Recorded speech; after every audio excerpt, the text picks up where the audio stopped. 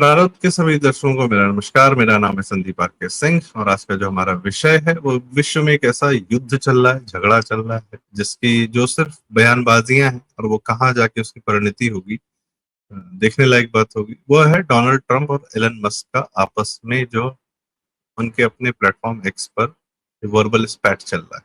एक दूसरे को क्या कह रहे हैं, क्या नहीं कह रहे हैं और क्या कहना चाहते हैं, क्या मैसेज देना चाहता है कि हम तुम्हारी और बात खोल देंगे। इस तरीके से वो चल रही है प्रक्रिया। तो सब लोग जानते हैं डोनाल्ड ट्रंप इस बार राष्ट्रपति बने दोबारा, बड़ी जद्दोजहद और बड़े संघर्ष के बाद बने। वो कितना संघर्ष था, कितना अब तो लग रहा है कि वो क्या ही रहा होगा वो संघर्ष। खैर, समहाउ वो प्रेसिडेंट बने। एलन मस्क जो है उनके साथी बने और एलन मस्क को एक महत्वपूर्ण विभाग दिया गया, डिपार्टमेंटल ऑफ गवर्नमेंट एफिशिएंसी। उसका कार्य ये था कि बाइडेन सरकार या जो आप डेमोक्रेट्स की सरकारें रही वो किस प्रकार से अमेरिका के टैक्स पेयर्स का पैसे का मिसयूज कर रही थी या कुछ अननेसेसरी उसमें जो है मतलब बहुत ज्यादा बेइंतहा बेहिसाब पैसा खर्चा कर रही थी फालतू की चीजों पर। तो उसको कट डाउन करने के लिए कि सरकार पहले अपने खर्चे कम करे, उसको कट डाउन करने के लिए इन्होंने एक ये इस प्रकार की व्यवस्था बनाई, DOGE। उसका ऑफ कोर्स हेड रखा एलन मस्क को। और विवेक रामास्वामी भी होने वाले थे पर उनको पहले ही हटा दिया गया था, किन कारणों से समझ सकते हैं लोग। एलन मस्क ने कई प्रकार के इस प्रकार की जो है चीजें निकाली, सही चीजें भी निकाली कि जहां पर अमेरिका का पैसा फालतू में दुनिया को डिस्टर्ब करने के लिए और बेवजह की स्टडीज और बेवजह की मतलब नॉन प्रोडक्टिव चीजों में जा रहा था। वो सिर्फ ऐसा था कि कुछ लोगों को सहूलियत देने के लिए, ताकि वो उनके लिए कार्य करते रहे, इस प्रकार की व्यवस्थाएं क्रिएट की गई। तो DOG में फिर एलन मस्क अपना कार्य करते रहे, डिपार्टमेंट गवर्नमेंट की स्पेंडिंग पर अपनी नजर बनाए रखे थे। मामला तब फटा, चल तो इन लोगों में बहुत पहले से भी रहा होगा कुछ न कुछ। मामला तब फटा जब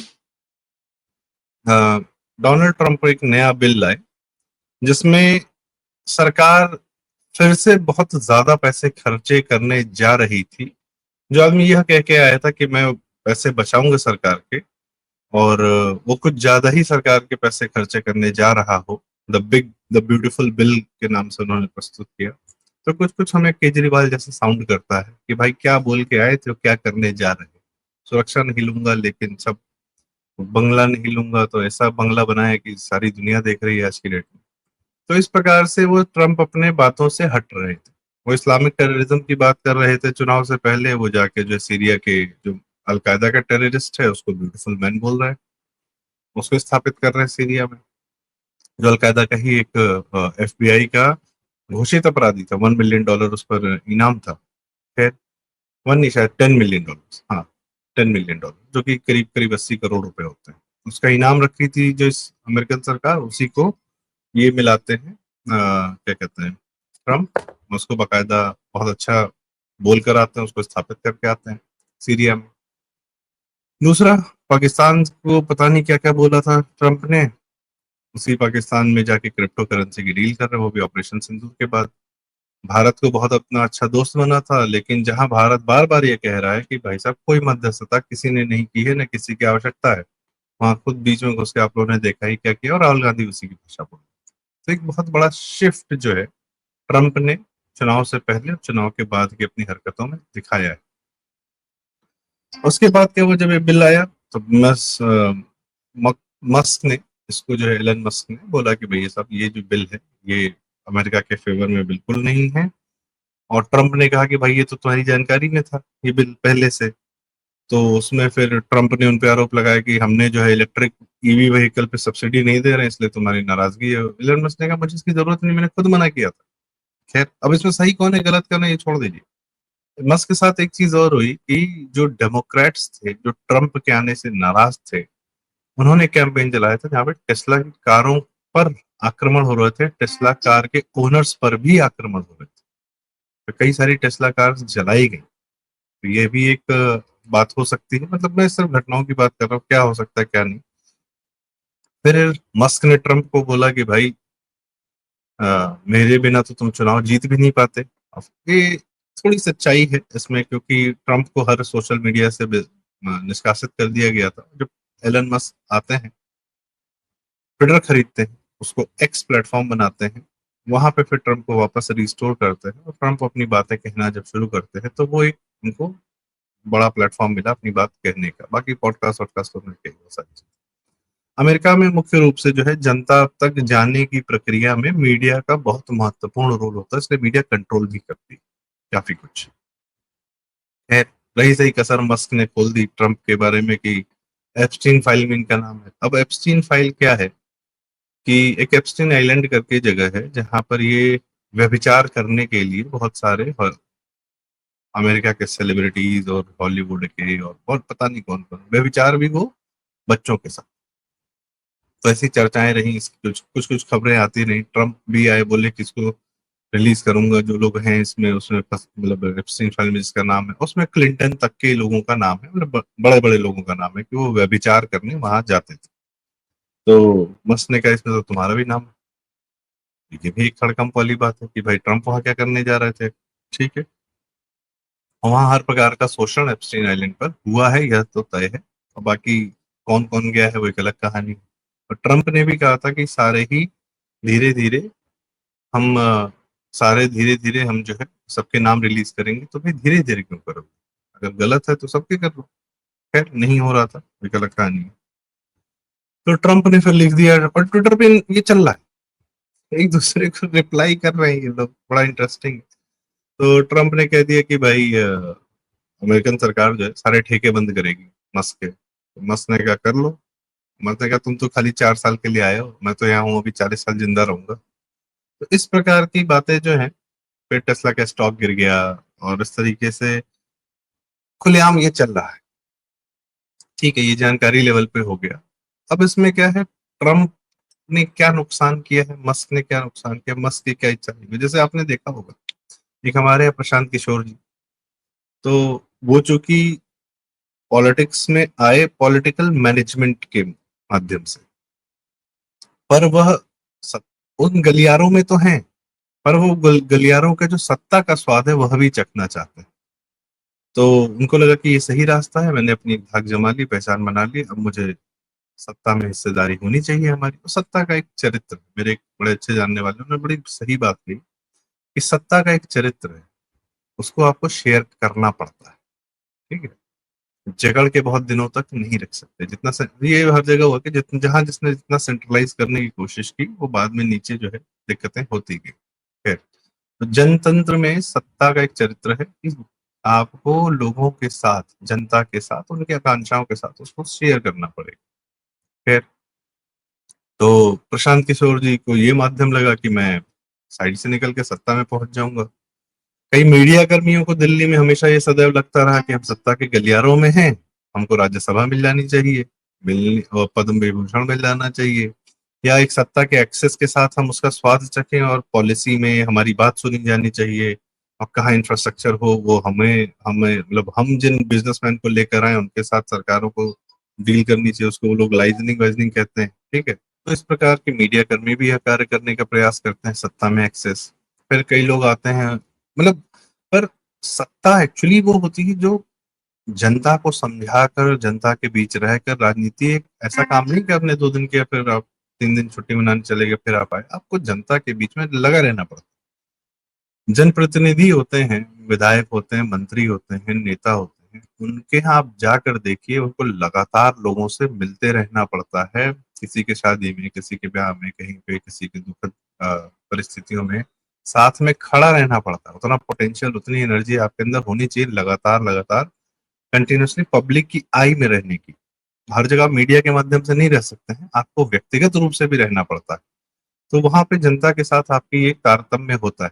पर खैर, कई लोग होते हैं साइड से सत्ता का स्वाद चखना चाहते हैं, और होना भी चाहिए, वो एक व्यवस्था होनी चाहिए। कुछ अच्छे लोग होते हैं जो सीधे हमेशा राजनीति के माध्यम से नहीं आ सकते, तो उनको साइड में, जैसे हमारे यहाँ मंत्री हैं, बहुत सारे टेक्नोक्रेट्स मंत्री हैं, आईएएस आईपीएस रहे हैं और उसके बाद वो लोग सीधे मंत्री बने हैं। कई लोग ऐसे भी रहे हैं, जैसे आईएएस अधिकारी थे फिर मंत्री, वित्त मंत्री हो गए, लेकिन भट्ठा बैठा दिया। तो इस प्रकार के भी लोग हैं भाई। मनमोहन सिंह क्या थे, एक टेक्नोक्रेट ही थे, तो साइड से आए थे सत्ता में, वो भी राज्यसभा से, कभी लोकसभा तो जीती नहीं। खैर, मस्क शायद उस प्रकार से सत्ता का स्वाद चखना चाहते थे। पर ट्रंप जैसे लोग या अमेरिकन सत्ता जो होते हैं, वो तो दुनिया में किसी के साथ अपनी सत्ता नहीं शेयर करना चाहती। वो दुनिया में खूंटा गाड़ के कि हम ही बॉस हैं, we are the greatest country in the world, ये वो करके they don't have this habit of sharing things. क्योंकि उनको क्या है कि डॉलर, सिर्फ दुनिया में एक करेंसी चलेगी, दुनिया की सारे देश आपस में ट्रेड करेंगे, सिर्फ डॉलर में करेंगे। भाई India China, India Russia, India South Africa, India Saudi Arabia क्यों आपस में डॉलर में ट्रेड करें? क्यों नहीं वो आपस में ट्रेड कर सकते हैं? आपका हस्तक्षेप क्यों चाहिए?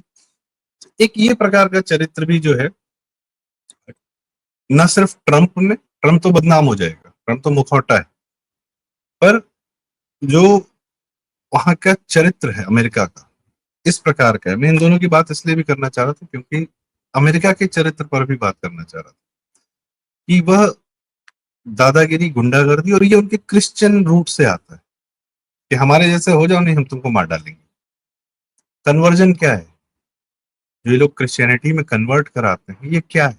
ये यही है कि हमारे ग्रुप में आ जाओ, नहीं तो हम तुमको कट कर डालेंगे। We have all the authority and sanction to kill you if you are a non believer. ठीक है। एक इन्हीं के जो अल्ट्रा प्रो वर्जन आया है नेक्स्ट, इस्लाम टाइप का, वो भी यही कहता है भाई, काफिर वाजिबुल कत्ल है, वो सब जो भी है। फिर कम्युनिस्ट आ जाते हैं, वो भी लोगों को मार देते हैं जो उनकी विचारधारा में, या उनका धंधा पानी से बंद करा देते हैं जो उनकी विचारधारा नहीं मानते। तो ये सब एक ही थैली के चट्टे बट्टे हैं। इनको दूसरे की सोच, दूसरे के जीने से तकलीफ है। तो ट्रंप क्या है? ट्रंप सामने दिख रहा है कि मैं अक्खड़ हूं, मैं तो ऐसे करूंगा, मैं तो ऐसे करूंगा, मैं प्रेसिडेंट हूँ। वो अमेरिका का प्रेसिडेंट है, वो बैठ के ट्विटर पे बहसबाजी कर रहा है, इतना टाइम उसके पास। वहां यूक्रेन रशिया का युद्ध हो रहा है, होने वाला है। भारत पाकिस्तान ने कैसे एक बड़ा युद्ध को, भारत ने उनके सीधे न्यूक्लियर बेसिस को उड़ाकर पाकिस्तान के अपने लिए शांति स्थापित की। उसमें भी अमेरिकन को दिक्कत है क्योंकि वो न्यूक्लियर माल पूरा अमेरिका का ही था, ऐसा बार बार कहा जा रहा है। सर्कमस्टेंशियल एविडेंसेस भी यही कह रहे हैं। ईरान का चल रहा है अलग से, इसराइल का हमास के साथ चल रहा है, पर इनका अपना जो है मस्क के साथ लड़ाई है। तो बात यह कि जो केजरीवाल ने किया था ना, डेमोक्रेट्स कोई बहुत अच्छे नहीं थे। डेमोक्रेट्स तो वोकिज्म, लिबरलिज्म और पता नहीं क्या क्या गंद फैला रहे थे, बच्चों को ट्रांसजेंडर बना रहे थे, और पूरे परिवार की धारणाएं तोड़ रहे थे, समाज तोड़ रहे, सब कुछ कर रहे थे। समाज को अपनी अपनी एक ऐसी अतिवाद की दिशा में लेकर जा रहे थे। तो ट्रंप आया, तो ट्रंप के आने से लगा कि चलो कोई एक राहत की सांस मिली वहां के अमेरिका के परिवार में। इसीलिए उन्होंने ट्रंप को इतना हाई मेजोरिटी दिया। पर ट्रंप ने उस ब्रूट पावर का क्या किया? यह आपको लिबरल और वोक्स, आपके ज्यादा बड़े समस्याएं हैं, आपको उनको पहले निपटाना था। आप आपस में ही लड़ पड़े, आपको लग रहा है कि अब हम ही हम हैं, और आगे तो कोई हमने इनको। तो आपने सदैव के लिए डेमोक्रेट्स को एक हथियार दे दिया है कि ट्रंप का नाम इस्तेमाल करके रिपब्लिकन सत्ता को सदैव दूर रखा जा सकता है कि अरे यार, इनके आके तो लोग ही बदतमीज होते हैं, सारे होते हैं। जैसे गांधी की हत्या के बाद, गांधी के वध के बाद नाथूराम गोडसे जी का नाम लेकर संघ पर और सारी चीजों को सदैव बदनाम किया गया, ये हिंसक होते हैं, ये तो हिंसक होते हैं, ये तो हिंसक होते हैं। वो तो मोदी के आने के बाद जनता को संघ का या हिंदुत्व का एक साइड भी दिखा कि अच्छा यार, these are very amazing people. तो तब भी जनता में उनकी स्वीकार्यता बढ़ी। तब तक तो बदनाम कर रखा था। योगी जी के सीएम बनने के बाद ही तो योगी जी क्या है एक्चुअली, क्या अद्भुत इंसान है, क्या अद्भुत व्यक्तित्व, तब पता चला ना। उससे पहले तो मीडिया ने बदनाम ही कर रखा था कि ये तो खाली बयानबाजी करते हैं, ये घटिया बातें करते हैं, ये वो जिस प्रकार के उनके वक्तव्य वो मीडिया में चलाते रहते। तब तो ये भी नहीं पता था डॉक्टर्ड है, कि कोई किसी को सुनवाई का मौका भी नहीं देते थे। जो सबसे बड़ा मुझे लगता है नुकसान हुआ है वो यह है कि अमेरिका वैसे भी वन पार्टी सिस्टम की तरफ जा रहा था। डेमोक्रेट्स पूरी तरह चाइना मॉडल अपनाना चाह रहे थे कि भाई कुछ नहीं, हम कुछ लोग ही एक पोलिट ब्यूरो बना के आपस में सत्ता में रहेंगे, क्या जरूरत है किसी से चुनाव न कराने की। They are going in that mode, या चुनाव को भी थोड़ा डाइल्यूट करने की कोशिश कर रहे थे। एक यह भी है कि अमेरिकन हेजीमनी नीचे जा रही है, और जब दिया बुझता है तो फड़फड़ाता जाता है। तो ये अमेरिका में दोनों वर्ग जो है, चूंकि विश्व में बाकी पावर्स है, चाइना है, रशिया है, भारत है, ग्लोबल साउथ है आपका, अफ्रीकन यूनियन है एक बड़ी पावर के, यूरोप ध्वस्त होता हुआ दिख रहा है। तो इनको अपनी जो ये है ना कि नहीं, हम अभी भी हैं, वो लठैत हैं, हम ही लठैती करेंगे, ये मानसिकता से बाहर नहीं निकल पा रहा है और ये इन लोग के इस क्रियाकलाप में दिख रहा है। और ऐसे लोग दुनिया को चलाने का दंभ भरते हैं। और यह कार्य अमेरिकन कंपनीज के माध्यम से बहुत ज्यादा होता है। भारत में बहुत सारी अमेरिकन कंपनीज, मैं कई बार कह चुका हूँ कि भारत में क्या बिकेगा, कौन सी वस्तु ब्रांड बनेगी, कौन सा आदमी, कौन सा स्टार, या क्या चीज पर क्या चीज, क्या बात कितनी दूर तक जाएगी, ये अमेरिकन कंपनीज तय करती है अभी भी। अमेरिकन कंपनी जो मीडिया एजेंसीज हैं, Ogilvy and Mather India, Rediffusion Y and R India, नोवेल इंटास इंडिया, मैकेनिस्कन इंडिया, काम इसमें भारतीय करते हैं, ओनरशिप वहां से आती है। खैर वो एक अलग कहानी है। आप देखते हैं टूल किट जिसको कहा जाता है, वो भी बाहर से आता है। तो यह इनका है कि हम हर समाज को प्रभावित करते रहेंगे, नियंत्रण में रखेंगे। यह अब नहीं होगा। यह दिख रहा है इस घटना के माध्यम से भी कि नियंत्रणवाद जो है ज्यादा दिन रहेगा नहीं। तो ये बात थी कि कुछ जो घटनाएं हो रही हैं उसको आपके समक्ष रखा जाए कि चल क्या रहा है, एग्जैक्टली क्या हुआ, और उसके माध्यम से उसके चरित्र को समझने का भी एक जरा सा प्रयास किया है मैंने। तो अगर आपको बातें ठीक लगी हो, सही लगी हो, तो कृपया वीडियो लाइक करें, शेयर करें, चैनल जरूर सब्सक्राइब करें। प्रारब्ध थोड़ा सा इस समय और आवश्यकता है, क्योंकि चैनल जो है थोड़ा सा डाउन किया गया था बीच में, तो इसीलिए हम शायद कुछ दिन के लिए एब्सेंट भी थे।